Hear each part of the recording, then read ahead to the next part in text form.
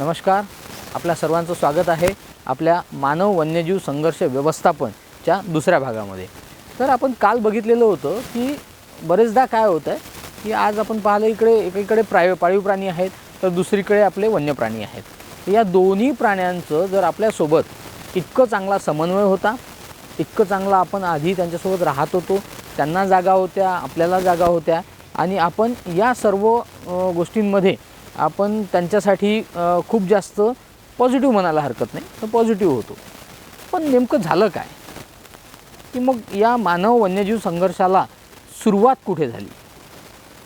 तर याची बरीचशी कारणं बऱ्याचशा तज्ञ लोकांनी आपल्यासमोर याआधीच मांडलेली आहेत।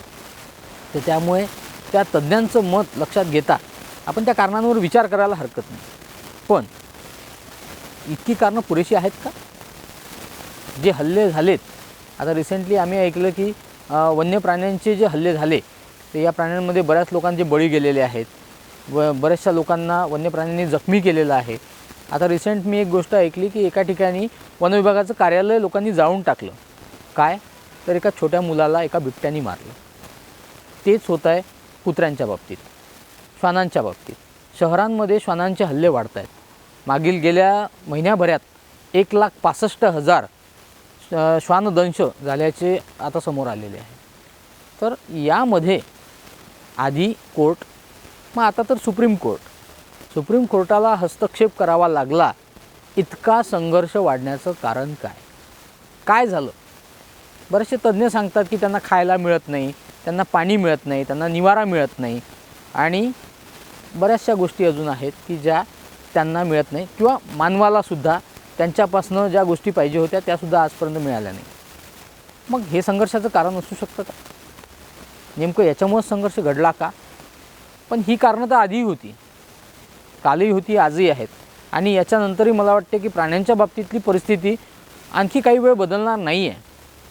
मग माननीय सुप्रीम कोर्टाला हस्तक्षेप करावा लागला। अशा काय घटना घडल्या की ज्यामध्ये संघर्ष या लेवलला पोचला, या टीकेच्या लेवलला पोचला? तर मित्रांनो, कुठलाही प्राणी सहसा हल्ला करत नाही। त्यांच्या प्राथमिक गरजा आहेत अन्न, पाणी आणि एक छोटासा त्यांच्या म्हणजे ब्रीडिंग पुरता किंवा त्यांना पिल्लं देण्यायोग्य जो काळ असतो त्या काळात त्यांना निवाऱ्याची गरज असते। अन्यथा ते जंगली असतात किंवा ते त्यांच्या जो काही क्षेत्र असेल त्या क्षेत्रामध्ये वावरत असतात। मग नेमका संघर्षाचा कारण काय आणि हा संघर्ष का उभा राहिला? तर याचं माझ्या मतेप्रमाणे, तुम्हाला पटतं की नाही बघा, पण माझ्या मते एकमेव कारण आहे। ते म्हणजे या प्राण्यांमध्ये माणसाबद्दल असलेली भीती आणि दुसरं आहे की या प्राण्यांबद्दल माणसाच्या मनामध्ये असलेली भीती आणि ही भीती हे ठरतं आहे कारण संघर्षाला। काही ठिकाणी मी असं म्हणत नाही की हल्ले झालेच नाहीत, हल्ले झालेत, प्राण्यांनी हल्ले केलेत।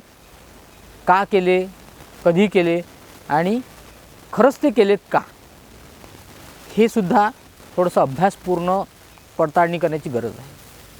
आणि हे हल्ले का होतात यांच्यावरती सुद्धा थोडंसं आपण लक्ष देऊन अभ्यास करून याचं हे काढण्याचं काम बरेच तज्ञ करत असतात, आम्हीसुद्धा करतो।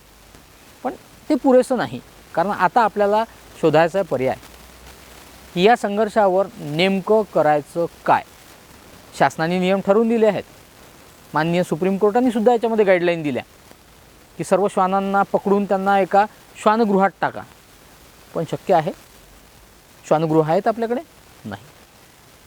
आणि ती तयार व्हायला आणखी किमान 2 किंवा 5 वर्ष लागतील। तोपर्यंत हा संघर्ष तुम्ही आणि मी थांबवणार कसा?